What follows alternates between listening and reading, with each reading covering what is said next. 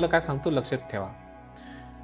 काय आहे, जिथं डॉक्टर सायन्स जे असतं जिथं संपत्ती तिथून आध्यात्मिक ज्ञान चालू होतं. ज्यावेळेस तंत्रक्रियेची बाधाची एखादी शक्ती आपल्या शरीरावरती घात करते किंवा काय करते किंवा अटॅक करते, त्यावेळेस ते करंट प्रमाणे असतं.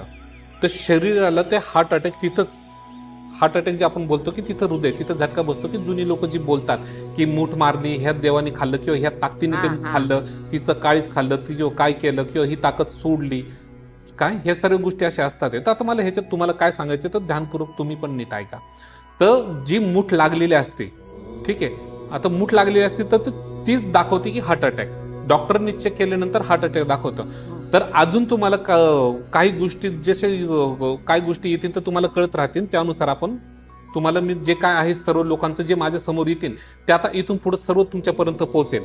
काय असतात, कशा समस्या असतात किंवा काय नाही, आणि त्या नीट होण्याच्या अगोदर कशा असतात आणि नीट झाल्यानंतर कशा असतात ते पण तुम्हाला दिसेल सर्व.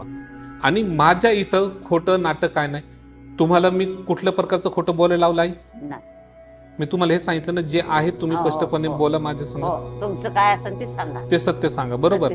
तर आज त्यांच्या घरातले वडील म्हणजे त्यांचे जे मालक होते ते वारले आणि यांच्या मुलाचे वडील जे होते ते नाही राहिले. ठीक आहे. आता ह्याच्यामध्ये सर्वात महत्वाचं काय, ह्याच्यामध्ये सर्वात महत्वाचं असं की हा सगळा जो होता तंत्रक्रियाचा सर्व भाग होता हा.